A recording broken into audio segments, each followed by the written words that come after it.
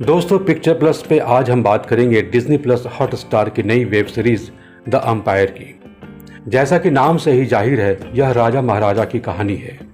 आन बान शान सत्ता राजनीति के साथ लड़ाई और खून खराबा की कहानी है। लेकिन आगे बढ़ने से पहले आप सबसे रिक्वेस्ट है, पिक्चर प्लस को सब्सक्राइब करके घंटी बजा दें। दोस्तों, यह वेब सीरीज एलेक्स रदरफोर्ड की लिखी book series umpire of the Mughal पर आधारित है।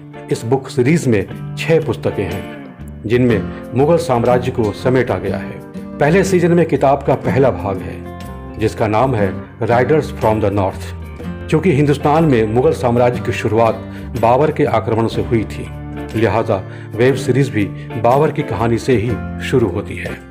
पूरी सीरीज जब आप देखेंगे तो आपको लगेगा यह मेकिंग ऑफ बाबर की कहानी है। बाबर इतना क्रूर, सनकी और आक्रांता कैसे बना?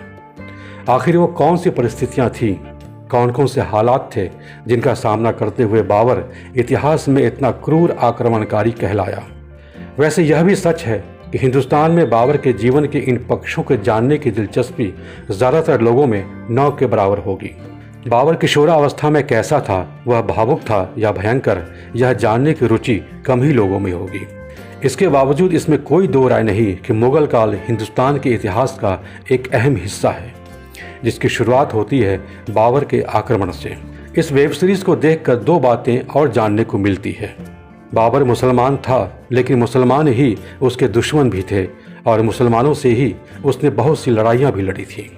सीरीज में जब कहानी की शुरुआत 14वीं-15वीं सदी से होती है तो शैबानी खान से उसकी दुश्मनी को दिखाया जाता है, और जब वह हिंदुस्तान पर चढ़ाई करता है तो यहाँ भी इब्राहिम लोदी से उसका सामना होता है। सीरीज में दूसरी अहम बात यह साबित होती है कि मुगलों के आने से पहले दुनिया में हिंदुस्तान की धरती को जैसे जन्नत की धरती कहा जाता था, क्योंकि सीरीज में एक जगह 13-14 साल के किशोर बाबर को उसके पिता कहते हैं, यहाँ से बहुत दूर एक देश हिंदुस्तान है जो दुनिया की सबसे खूबसूरत जगहों में से है। पिता बाबर को हिंदुस्तान जाने और बसने की प्रेरणा भी देता है। जिन लोगों को इतिहास और कॉस्ट्यूम ड्रामा में दिलचस्पी है, उनको यह सीरीज जरूर देखनी चाहिए।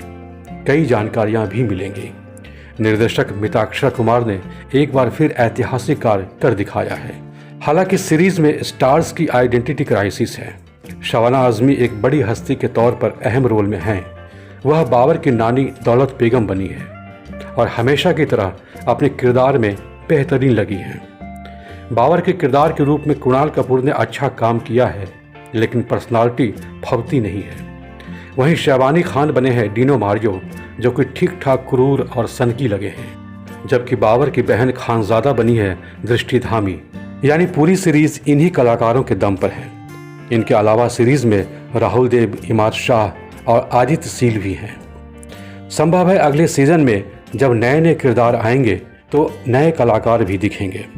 वैसे सीरीज में लोकेशन, सेट और कॉस्ट्यूम की भव्यता का पूरा ख्याल रखा गया है, ताकि पर्दे पर मुगल काल का वास्तविक एहसास कराया जा सके। लेकिन संवादों में उर्दू के उच्चारण पर कुछ ज़्यादा ही जोर दे दिया गया है। यह भाषाई तौर पर मुगलिया कल्चर के करीब होने का प्रयास तो है, लेकिन यहाँ इस बात में अंतर नहीं रखा गया है कि अल्फाज और तलफ़ुज़ का ताल्लुक़ इंसान की तालीम और उसकी कामकाजी दुनिया से होता है।